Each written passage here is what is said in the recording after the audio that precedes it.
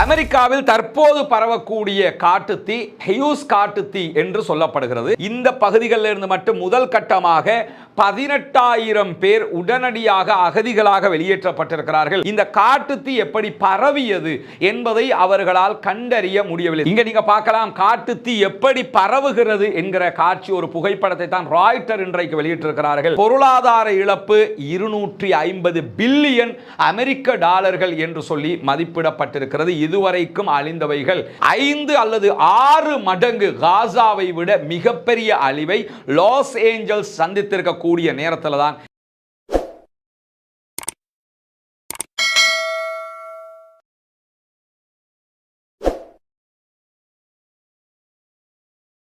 அன்பிற்கினிய சகோதர சகோதரிகளை நம் அனைவர் மீதும் ஏக இறைவனுடைய அமைதியும் கருணையும் உண்டாகட்டுமாக. அஸ்ஸலாமு அலைக்கும் வரஹ்மத்துல்லாஹி வபரகாத்துஹு. நமக்கெல்லாம் தெரியும், கடந்த சில நாட்களுக்கு முன்பதாக ஜனவரி 7ஆம் தேதியில இருந்து அமெரிக்காவில் ஒரு பயங்கரமான காட்டு தீ பரவி வருகிறது. தற்போது வரைக்கும் அதை அணைப்பதற்கான முயற்சிகளை அமெரிக்காவினுடைய லாஸ் ஏஞ்சல்ஸ் நிர்வாகம் படாத பாடுபட்டு கஷ்டப்பட்டு கொண்டிருக்கிறார்கள் என்கிற செய்திகள் தொடர்ந்து நம்ம பார்த்து வரக்கூடிய செய்திகளாக இருக்கிறது. இந்த நிலையில தான் மீண்டும் ஒரு காட்டுத்தீ பரவ ஆரம்பித்திருக்கிறது, அதே லாஸ் ஏஞ்சல்ஸ் பகுதிகளிலே என்கிற செய்திகள் மீண்டும் அமெரிக்க மக்களுக்கு மத்தியிலே அச்சத்தை உண்டாக்கி இருக்கிறது. ஏன்னா ஏற்கனவே பரகிய சாண்டா அனா என்கிற அந்த காட்டுத்தீயிலேயே பெரும்பாலான லாஸ் ஏஞ்சல்ஸினுடைய பகுதிகள் அழிந்து நாசமாய் போயிருக்கின்றன. கட்டுப்படுத்த முடியாமல் இந்த நிமிடம் வரைக்கும் அந்த நிர்வாகங்கள் தடுமாறி கொண்டிருக்கின்றது. ஏன்னா நமக்கு தெரியும், உலகத்திலேயே எங்களை விட்ட ஆக்கள் இல்லைன்னு சொல்லக்கூடியவங்க தான் அமெரிக்கர்கள். உலகத்தில் இருக்கக்கூடிய நம்பர் 1 விமானம் அவர்களிடத்தில் தான் இருக்கிறதாக சொல்லுவார்கள். உலகத்தில் இருக்கக்கூடிய நம்பர் 1 ஃபோர்ஸஸ் நாங்கள் தான் என்று சொல்லுவார்கள். உலகத்திலேயே எங்களிடம் இருக்கக்கூடிய ஆயுதங்களும் எங்களிடம் இருக்கக்கூடிய அறிவியல் கண்டுபிடிப்புகளும் வேறு எங்குமே கிடையாது என்றெல்லாம் பேசுகிறவர்கள். ஆனால் தற்போது நடந்து வரக்கூடிய இந்த ஈட்டன் காட்டுத்தீயாக இருந்தாலும் சரி, லாஸ் ஏஞ்சல்ஸில் பரவக்கூடிய புதிய வகையான ஹியூஸ் காட்டுத்தீயாக இருந்தாலும் சரி, எந்த தீயாக இருந்தாலும் இதை அணைப்பதற்கு பயன்படுத்தக்கூடிய விமானம் கனடாவினுடைய தனியான தயாரிப்பு விமானம் என்பதையும் நாம் இந்த இடத்திலே முதன்மையாக நினைவில் கொள்ள கடமைப்பட்டிருக்கிறோம். எதுக்காக இதை சொல்ல வர்றேன்னா, எங்களை விட்ட ஆள் இல்லைன்னு யாராவது நினைச்சா உன்னை விடவும் ஆட்கள் இருக்கிறார்கள் என்பதை இறைவன் எப்பொழுதுமே அனைவருக்கும் உணர்த்தி கொண்டிருப்பான். அந்த அடிப்படையில் தான் அமெரிக்கா கலிபோர்னியா மாநிலத்திற்கும் இது அடிக்கடி உணர்த்தப்படக்கூடிய ஒரு விவகாரமாக மாறி இருக்கிறது. எது எப்படி போனாலும் ஆரம்பத்திலேயே நம்ம புரிஞ்சுக்கிற வேண்டிய ஒரு விஷயம் என்னன்னா, யாரும் இயற்கையாகவோ செயற்கையாகவோ பாதிக்கப்படுவதில் நாம் ஆனந்தம் அடைய முடியாது. உண்மையிலேயே அந்த மக்கள் பாதுகாக்கப்பட வேண்டியவர்கள். எந்த மக்களுக்கும் உயிர் சேதங்கள் ஏற்பட்டுவிடக் கூடாது என்கிற பிரார்த்தனையை அல்லாஹ்விடத்திலே முன்வைக்கிற அதே நேரம் என்ன நடந்திருக்கிறது புதிய காட்டுத்தீயில் என்கிற விவரங்களை நாம் தற்போது பார்க்க இருக்கிறோம். அமெரிக்காவில் தற்போது பரவக்கூடிய காட்டுத்தீ ஹியூஸ் காட்டுத்தீ என்று சொல்லப்படுகிறது. ஏற்கனவே சாண்டா அனா என்கிற பெயரில் தான் அந்த காட்டுத்தீ அழைக்கப்பட்டது. இது 2வது முறை பரவக்கூடிய ஒரு பாரிய காட்டுத்தீயாக இருக்கிறது. இந்த பின்னால் இருக்கக்கூடிய வரைபடத்தில் பார்த்தீங்கன்னா இந்த இடத்துல தான் இந்த காட்டுத்தீ இப்பொழுது பரவ ஆரம்பித்திருக்கிறது. ஏற்கனவே பாலிசிடேட் பகுதிகளில் பரவிய காட்டுத்தீயினுடைய காட்சிகள் தான் இது. அதே போன்று ஈட்டன் காட்டுத்தீயினுடைய காட்சிகளை தான் நீங்க பார்க்குறீங்க. ஆல்ரெடி இந்த பகுதிகள் பெரும்பாலும் அழிவுகளை சந்தித்திருக்கின்றன. இதுவரைக்கும் இந்த ஈட்டன் ஃபயரை பொறுத்தவரையில் 90% கட்டுப்படுத்தப்பட்டிருப்பதாக சொல்லப்படுகிறது. அதே போன்று இங்க இருக்கக்கூடிய பாலிசிடேட் என்கிற இந்த பகுதிகளில் இடம்பெற்ற காட்டுத்தீயை பொறுத்தவரையில் இதுவரைக்கும் 60% தான் கட்டுப்படுத்தி இருக்கிறார்கள். ஜனவரி 7ஆம் தேதியில இருந்து இன்றைய ஜனவரி 23ஆம் தேதி வரைக்கும் இவற்றை கட்டுப்படுத்த முடியாமல் அமெரிக்கா திண்டாடி கொண்டிருக்கக்கூடிய நேரத்தில் அமெரிக்காவினுடைய புதிய ஜனாதிபதியாக டொனால்ட் ட்ரம்ப் கடந்த திங்கட்கிழமை 20ஆம் தேதி பதவியேற்றிருந்தார். தன்னுடைய பதவியேற்பு நிகழ்வில் அவர் நிறைய அறிவித்தல்களை விடுத்ததை நம்ம தனியான ஒரு வீடியோவா போட்டிருக்கிறோம். நிறைய சட்டங்களை மாற்றி இருக்கிறார், புதிய சட்டங்களை பிறப்பித்திருக்கிறார். இப்படி பல சிக்கல்களை உண்டாக்கியவர். அந்த அவருடைய முதல் பதவியேற்பில் பேசிய பேச்சில் ரொம்ப காரசாரமாக கலிபோர்னியா மாநிலத்தை விமர்சித்திருந்தார். இந்த தீயணைப்பு விவகாரத்தில் அவர்கள் முறையாக நடக்கவில்லை என்கிற குற்றச்சாட்டுக்களை எல்லாம் அவர் முன்வைத்திருந்தார். ஜனாதிபதியாக ஆகிறதுக்கு முன்பதாகவே அவர் இந்த குற்றச்சாட்டை முன்வைச்சிருந்தார். தேர்வானதுக்கு பிறகு, இப்பொழுது ஜனாதிபதியாக ஆனதுக்கு பிறகும் குற்றச்சாட்டை முன்வைத்திருப்பவர் நாளைய தினம் வெள்ளிக்கிழமை கலிபோர்னியாவினுடைய காட்டு தீயை பார்வையிட செல்ல இருப்பதாகவும் அறிவித்திருக்கிறார். எது எப்படி போனாலும் யாரு போய் பார்த்தும் அங்க பிரயோஜனம் கிடையாது, என்ன செஞ்சியும் பிரயோஜனம் கிடையாது என்பது தெரியும். காட்டு தீ என்பது வேகமாக பரவுகிறது, கட்டுப்படுத்த முடியாத அளவுக்கு நிலைமை மாறி இருக்கிறது. எந்த அளவுக்கு என்று சொன்னால், தற்போது இந்த ஹியூஸ் காட்டு தீயினால தற்போது வரைக்கும் 21 சதுர கிலோமீட்டர்கள், கிட்டத்தட்ட 8.1 என்கிற அளவுக்குண்டான சதுர மைல்கள் அழிந்திருக்கிறது என்கிற செய்திகள் வெளியாகி இருக்கிறது. ஆயிரக்கணக்கான மக்களை உடனடியாக வெளியேறுமாறு பணித்திருக்கிறார்கள்.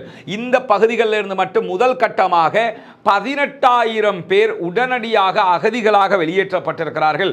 ஒன்றை கவனிச்சுக்கிறங்க, இந்த விவகாரத்தில் நம்ம புரிஞ்சுக்கிறோம் என்னன்னா, உலகத்திலேயே மிக செல்வாக்கு மிக்க ஒரு பகுதியாக இருக்கக்கூடிய பகுதிகள் தான் தற்போது காட்டுத்தீயால் அழிந்து வருகிறது. ஏன்னா USA என்றாலே ஒரு செல்வாக்கு மிக்கதாக பார்க்கப்படக்கூடிய நேரத்தில் யூஎஸ்ஏல கலிபோர்னியா மிகவும் செல்வாக்கு பொருந்திய ஒரு ஏரியாவாக இருக்கிறது. கலிபோர்னியாவில் லாஸ் ஏஞ்சல்ஸை பொறுத்தவரை எல்லாருக்கும் தெரியும், அதுதான் சினிமா துறையின் முன்னோடி என்று சொல்லுவார்கள். அந்த அளவுக்கு சினிமா துறை சார்ந்த பிரபலங்கள் குவிந்திருக்கக்கூடிய பகுதி. அந்த பகுதி தான் இன்றைக்கு இத்தனை நாட்களாக கட்டுப்படுத்த முடியாத அழிவை சந்தித்துக் கொண்டிருக்கக்கூடிய நேரத்தில் லாஸ் ஏஞ்சல்ஸ் நகரத்திலிருந்து வடக்கு பகுதியாக சுமார் 80 கிலோமீட்டர் தொலைவில் இருக்கக்கூடிய லாஸ் ஏஞ்சல்ஸ் கவுண்டி பகுதிகளில் இருக்கக்கூடிய காஸ்ட்ரைட் என்கிற ஏரி பகுதிகளில் தான் இந்த தீ பரவி கொண்டிருக்கிறது என்கிற செய்திகளை துல்லியமாக இன்றைக்கு கலிபோர்னியா மாநிலம் அறிவித்திருப்பது மட்டுமல்லாமல், தீயினால் பாதிக்கப்பட்ட பகுதியில் இருக்கக்கூடிய அனைத்து மக்களும் உடனடியாக வெளியேறுங்கள் என்று அறிவிக்கப்பட்டிருக்கிறார்கள். அந்த அறிவித்தலை சொல்லக்கூடிய கலிபோர்னியா மாநில நிர்வாகம் என்ன சொல்றாங்கன்னா, லாஸ் ஏஞ்சல்ஸ்ல ஈட்டன் பகுதிகளில் தீ பரவிய நேரத்திலையும் அதே போன்று பாலிசிடேட் பகுதிகளில் தீ பரவிய நேரத்தில், இந்த 2 பகுதிகளிலையும் தீ பரவுகிற போதும் இதே போன்று மக்களை நாங்கள் வெளியேற பணித்த நேரத்தில் அதை அவங்க பெருசா கணக்கில் எடுக்கல. அப்படி கணக்கில் எடுக்காத காரணத்தினால தான் 28 பேர் ஏற்கனவே அங்கு கொல்லப்பட்டார்கள். 28 பேர் கொல்லப்பட்டது மட்டுமல்லாம இந்த நிமிடம் வரைக்கும் சில பேருடைய பாடியை கூட அவங்களால எடுக்க முடியலங்கிறது தான் மிகவும் வருத்தத்திற்குரிய ஒரு நிலையாக இருக்கிறது. நம்ம ஏற்கனவே சொல்ல ஒரு செய்தி தான், காசாவினுடைய நிலையை எடுத்துக்கிட்டீங்கன்னா இந்த நிமிடம் வரைக்கும் காசாவில் இருக்கக்கூடிய மக்கள் தற்போது சீஸ்ஃபயர் ஏற்பட்டிருக்கிறது. ஒவ்வொரு கட்டிடங்களுக்கு கீழாகவும் தங்களுடைய அன்புக்குரியவர்களுடைய ஜனாசாக்களை தேடுகிறார்கள். எலும்புகளை எடுத்து ஜனாசாக்களாக அடக்கி கொண்டிருக்கக்கூடிய ஒரு நிலை இருக்கிறது. இந்த நிலையை பொறுத்தவரையில் காசாவில் கூட மண்ணுக்குள்ள கட்டிடத்துக்கு கீழே எலும்புகளாவது கிடைப்பதற்கான வாய்ப்புகள் கொஞ்சம் இருக்கிறது. ஆனால் இந்த தீயினால் பாதிக்கப்பட்டிருக்கக்கூடிய ஏரியாவில் எலும்புகள் கூட கிடைக்காத அளவுக்குண்டான ஒரு நிலை மாறி இருக்கிறது என்பதுதான் உச்சகட்டமான ஒரு நிலையாகவும் பார்க்கப்படுகிறது. இப்படியான ஒரு பாரிய அழிவுதான் அவர்களுக்கு ஏற்பட்டிருக்கிறது. ஆனால் இந்த நிமிடம் வரைக்கும் இந்த காட்டுத்தீ எப்படி பரவியது என்பதை அவர்களால் கண்டறிய முடியவில்லை. சில பேரை கைது பண்ணியிருக்கிறதா சொல்றாங்க. அவங்க ஃபாரஸ்ட்ல டூர் போனவங்க என்றும், போன இடத்துல அவங்க தீ வைத்து சமையலுக்கான ஏற்பாடுகள் செய்த நேரத்தில் அதனூடாக காட்டுத்தீ பரவி இருக்கலாம் என்கிற சந்தேகத்தில் கைது செய்யப்பட்டிருப்பதாகவும் சொல்லப்பட்டாலும் நிஜமான காரணம் என்ன என்பது இதுவரைக்கும் அறியப்படவில்லை. இங்க நீங்க பார்க்கலாம், காட்டுத்தீ எப்படி பரவுகிறது என்கிற காட்சி ஒரு புகைப்படத்தை தான் ராய்ட்டர் இன்றைக்கு வெளியிட்டிருக்கிறார்கள். மொத்தமாக அங்கே இருக்கக்கூடிய மலைகளில் பரவக்கூடிய காட்டுத்தீயாக இருக்கிறது. அதே போன்று இந்த பகுதியை நீங்க பார்க்கலாம், மொத்தமான ஒரு பாரிய அழிவுகளுக்கு மத்தியில் விமானங்கள் ஹெலிகாப்டர்கள் மூலமாக தண்ணீர் தெளித்து தண்ணீரை ஊற்றி அந்த தீயை அணைப்பதற்குரிய முயற்சிகளில் அவர்கள் ஈடுபட்டிருக்கக்கூடிய காட்சிகள் எல்லாம் வெளியாகி கொண்டிருக்கிறது. இப்படி ஒரு மாபெரும் சோதனையான ஒரு நிலை அவர்களுக்கு ஏற்பட்டிருப்பது மட்டுமல்லாமல், அன்பிற்கினிய சகோதர சகோதரிகளே, உங்களுக்கெல்லாம் தெரியும், தொடர்ந்தும் பாடசாலை மாணவர்களுக்கான உதவிகளை உங்களிடத்திலே நாம் கேட்டு வருகிறோம். பாடசாலை கல்வியை தொடர்வதற்காக பாடசாலை உபகரணங்களை பெற்றுக்கொள்வதற்கு முடியாமல் இருக்கக்கூடிய மாணவர்களுக்கு பாடசாலைகள் வழியாகவே அவர்களுக்கு தேவையான உதவிகளை நாம் செய்து வருகிறோம். அந்த அடிப்படையில் ஏற்கனவே சில இடங்களில் நம்முடைய பணிகளை நாம் முன்னெடுத்திருக்கும் போது நிறைய பாடசாலைகள் தொடர்ந்து நம்மிடத்தில் கோரிக்கைகளை வைத்து வருகிற நேரத்தில் நாம் அவர்களை தேடி சென்று அவர்களுக்கான உதவிகளை கொடுத்து வருவதை நீங்கள் அறிவீர்கள். இவை அனைத்தும் நீங்கள் தரக்கூடிய உதவி ஒத்தாசைகளை கொண்டுதான் நாம் செய்து கொண்டிருக்கிறோம். சதகத்துல் ஜாரியா என்கிற நிலையான தர்மத்தில் இணைந்து கொள்வதற்காக ஹாப்பி டு லேர்ன் என்கிற இந்த திட்டத்தில் இணைந்து உங்களால் முடிந்த உதவிகளை முன்னால் தெரிகிற நம்முடைய தொலைபேசி மற்றும் வாட்ஸ்அப் இலக்கத்திற்கு தொடர்பு கொண்டு நீங்கள் வழங்க முடியும். அப்படி வழங்குகிற போது நாளை மறுமையிலே இதற்கான பூரண கூலியை நீங்கள் பெற்றுக்கொள்வீர்கள் இன்ஷா அல்லாஹ். எனவே இந்த திட்டத்திற்கு உங்களால் முடிந்த உதவிகளை வாரி வழங்குங்கள் என்றும் இந்த இடத்திலே கேட்டுக்கொள்கிறோம். ஏற்கனவே ஈட்டன் மற்றும் பாலிசேட் பகுதிகளில் ஏற்பட்ட தீயினால் அவர்களுக்கு கிட்டத்தட்ட 5674 ஹெக்டேயர்கள் 14,021 ஏக்கர் பரப்பளவு எரிந்திருக்கிறது ஈட்டன் பகுதிகளில்.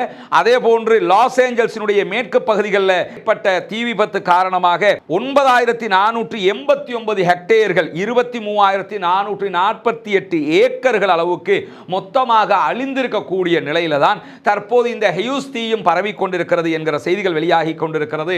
ஏற்கனவே பரவிய தீயினால் 16,000 கட்டிடங்கள் 16,000 ஸ்ட்ரக்சர்கள் மொத்தமாக அழிந்திருக்கக்கூடிய நிலையில பொருளாதார இழப்பு 250 பில்லியன் அமெரிக்க டாலர்கள் என்று சொல்லி மதிப்பிடப்பட்டிருக்கிறது. இதுவரைக்கும் அழிந்தவைகள் மொத்தமாக அழிவு நிலை முடிந்ததற்கு பிறகுதான் எவ்வளவு அழிவுகள் ஏற்பட்டிருக்கிறது என்பதை கண்டறிய முடியும். இப்பொழுது பரவக்கூடிய புதிய இந்த தீப்பரவல் ஊடாகவும் எத்தனை பில்லியன்கள் நஷ்டங்கள் ஏற்பட போகிறது என்பதை பொறுத்திருந்துதான் பார்க்க வேண்டும். எது எப்படி போனாலும் காசாவில் நமக்கு தெரியும், ஏற்கனவே நடந்திருக்கக்கூடிய இந்த யுத்தங்கள் அழிக்கப்பட்ட கட்டிடங்களை மீள கட்டமைப்பதற்கு 40 பில்லியன் அமெரிக்க டாலர்கள் தான் தேவைப்படுகிறது. இந்த அமெரிக்க டாலரை புரிஞ்சுக்கிறதுக்காக நான் சொல்றேன், மொத்தமாக இலங்கை சுதந்திரம் அடைஞ்சதுல இருந்து இதுவரைக்கும் நமக்கு இருக்கக்கூடிய கடன் தொகையாக 69 பில்லியன் யூஎஸ் டாலர்கள் என்று மதிப்பிடப்பட்டிருக்கக்கூடிய நிலையில நம்ம IMF பொருளாதார ஒரு எக்கனாமிக் கிரைசிஸ் ஏற்பட்டிருக்கிற காரணத்தினால IMFல நம்ம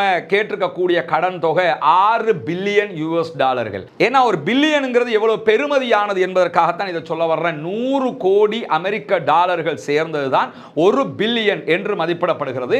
இப்பொழுது 250 பில்லியன் யூஎஸ் டாலர்கள் அளவுக்கு லாஸ் ஏஞ்சல்ஸ் பகுதிகளில் இழப்புகள் ஏற்பட்டிருக்கிற அதே நேரத்தில் காசாவில் கட்டிடங்களில் ஏற்பட்டிருக்கக்கூடிய இழப்புகள் 40 பில்லியன் யூஎஸ்டி என்று சொல்லப்படுகிறது. மொத்தத்தில் பார்த்தோம் என்று சொல்லி சொன்னா 5 அல்லது 6 மடங்கு காசாவை விட மிகப்பெரிய அழிவை லாஸ் ஏஞ்சல்ஸ் சந்தித்திருக்கக்கூடிய நேரத்தில் தான் இப்பொழுது புதிய காட்டு தீயும் பரவ ஆரம்பித்திருக்கிறது. நேற்றிலிருந்து பரவுகிற இந்த காட்டு தீயினால் அந்த மக்கள் படாத பாடுபடுகிறார்கள், ரொம்பவே கஷ்டப்படுகிறார்கள். சொகுசாக வாழ்ந்த பல பேர் அகதிகளாக வெளியேறி இருக்கிற அதே நேரம் அங்கும் சென்று அங்கிருக்கக்கூடிய இஸ்லாமியர்கள் அந்த மக்களுக்கு தேவையான உணவுகளை வழங்குகிறார்கள், அவர்களுக்கு தேவையான தண்ணீரை கொடுக்கிறார்கள், ஆடையை கொடுக்கிறார்கள், அகதிகளை அரவணைக்கிறார்கள். நபிகள் நாயகம் ஸல்லல்லாஹு அலைஹி வஸல்லம் அவர்கள் சொன்னார்கள், அத்தீனு நஸீஹா, மார்க்கம் என்பதே பிறர் நலம் நாடுவதுதான் என்று சொன்னார்கள்.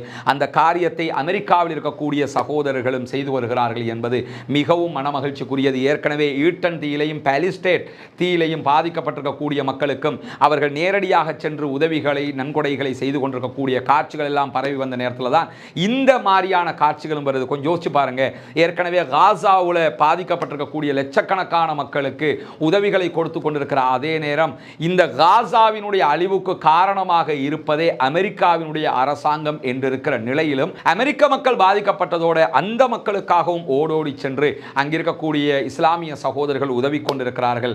மனித நேயம்தான் முதன்மையானது, மனித நேயம்தான் பாதுகாக்கப்பட வேண்டியது. மனித நேயத்தை முன்னிறுத்தித்தான் நாம் நம்முடைய காரியங்களை முன்னெடுக்க கடமைப்பட்டிருக்கிறோம். அப்படி நாம் செய்கிற போது கண்டிப்பாக நம்முடைய கொள்கை கோட்பாடுகளை மற்ற சகோதரர்களும் ரொம்ப இனிமையாக ஏற்றுக்கொள்ளுகிற நிலை ஏற்படும். அதற்கான முயற்சிகளை அமெரிக்கவால் இஸ்லாமிய சகோதரர்கள் செய்து கொண்டிருப்பது உண்மையிலேயே பாராட்டுக்குரியது. எது எப்படி போனாலும் லாஸ் ஏஞ்சல்ஸ் பகுதிகளில் ஏற்பட்டிருக்கக்கூடிய ஈட்டன் தீயாக இருந்தாலும் சரி, பாலிசிடேட் தீயாக இருந்தாலும் சரி, தற்போது ஏற்பட்டிருக்கக்கூடிய இந்த தீ பரவலாக இருந்தாலும் சரி, அனைத்தும் இல்லாது ஒளிந்து அமைதியான நிலை திரும்பி அந்த மக்களுக்கும் நிம்மதியான வாழ்வு கிடைக்க வேண்டும் என்கிற உயரிய பிரார்த்தனைகளோடு முடித்துக் கொள்கிறோம். அல்ஹம்துலில்லாஹி ரப்பில் ஆலமீன்.